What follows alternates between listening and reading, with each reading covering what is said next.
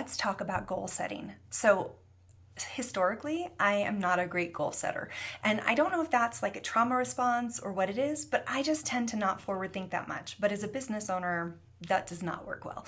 So it's been something that I've done every year for the last, 12 years, that I have sat down at the end of the year and mapped out my accomplishments for the year and then written goals for the year ahead.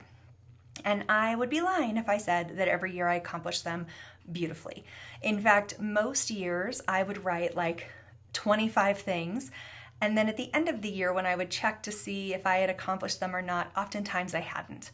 And it made me feel really crappy, but I'm hopeful. I'm hopeful and I'm willing, and I just would keep trudging along and doing the same thing. Well, last year, I had things just go a little wild. So found mold in my house, needed to do a big move right in the middle of the holiday season, which 10 out of 10, I don't recommend. I went, I did my move, and so that pushed my goal setting and planning for that, that time of the year. And by the time I surfaced, it was almost springtime because moves take a minute and career and life and all the things. So I decided this past year that instead of doing a New Year's resolution, I would do a spring equinox resolution. So instead of doing it at the winter time, I would do it in the spring. And something about that felt really good to me, like really good. And I felt really energized when I was doing it. And it just felt exciting in a way that a lot of times I don't feel when I'm doing my resolutions in the wintertime. So I set my intentions, and I accomplished, and these were not small goals and intentions that I set this time. They were pretty lofty, and I thought, well, I've got a year to work on them, and I can stretch and I can grow. Okay, believe me when I tell you that I accomplished every single goal in 90 days. That is a year's worth of goals I accomplished in 90 days. Now, at the end of that 90 days, I felt a little tore up. Like I was like crossing the finish line. Like it was a lot. But what I realized in doing that was there's something so strange about the collective decision for all of us to set our goals and be our most ambitious and strong and powerful in the dead of winter. Like, let's be clear. Let's look at nature, because nature knows what she's doing. Nature says, in this season, we're going to rest. We're going to go night-night. We're going to come within. We're going to regenerate. We're going to restore our energy so that when spring hits, we are ready to just blossom and bloom and grow. And then summer's there and we're reveling in the magic of all we've created. And then fall comes and we start to pull our energy and leaves back in and then bring it back down to winter where we once again rest. So if nature is so smart, and she knows what she's doing because, we're in a world that works, why wouldn't we follow that? Why would we take the one week, right? Think about it. Between Christmas and New Year's time, that is the 1 week in the whole of the year, where no one is talking to you.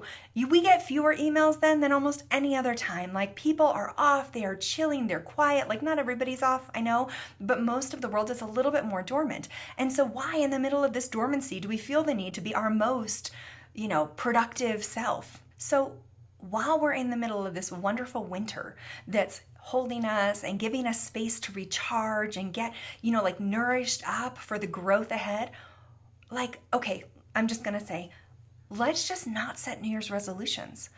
New year, new you? No. New year, restful you, loving you, peaceful you, calm you, gentle you. Nap, relax, read books, watch movies. All I want to do in the last few weeks of the year is literally lay around and read books.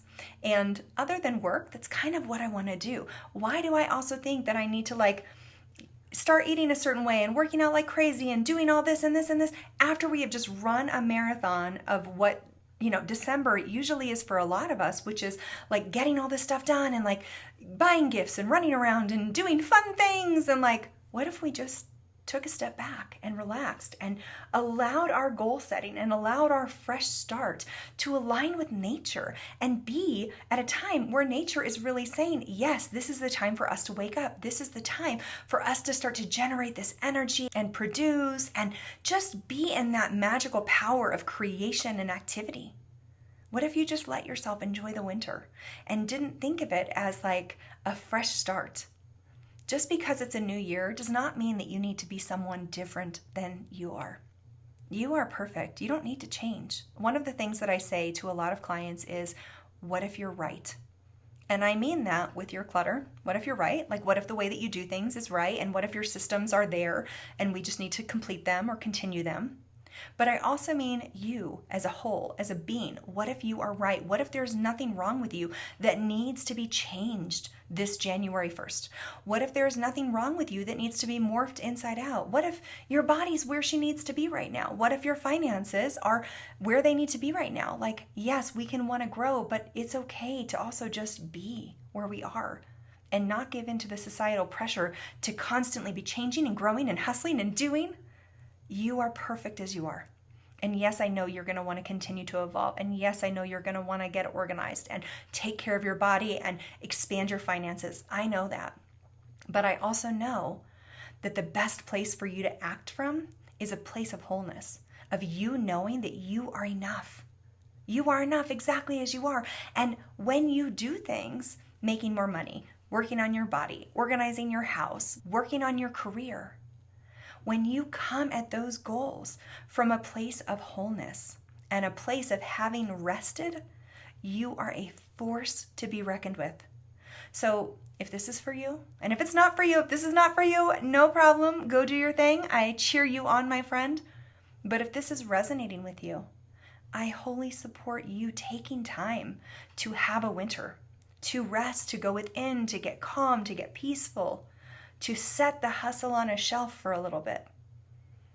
And then as things are starting to open up, as the energy of nature is starting to awaken, then start to play. I was completely blown away by the results that I had this year. And it wasn't like I meant to do it. It was a total accident. And I will be honest with you, I will never go back to the old way again. Now when I think about doing that, it feels like I am literally like out of alignment with my own nature.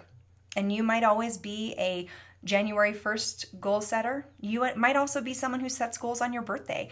Whatever works for you, great. But I just want to say, it is okay to take time to be still, to rest, to be gentle, because you work hard all the time. And you don't have to work hard all the time. That's not necessary. You are enough exactly as you are. And it is okay to rest and take time to enjoy this beautiful season of doing nothingness. I support that 1000%. Sending so much positive energy, lots of goodness as you rest and kind of go within this beautiful winter season. May this winter give you anything that you need to feel restored, replenished, and renewed for the months ahead.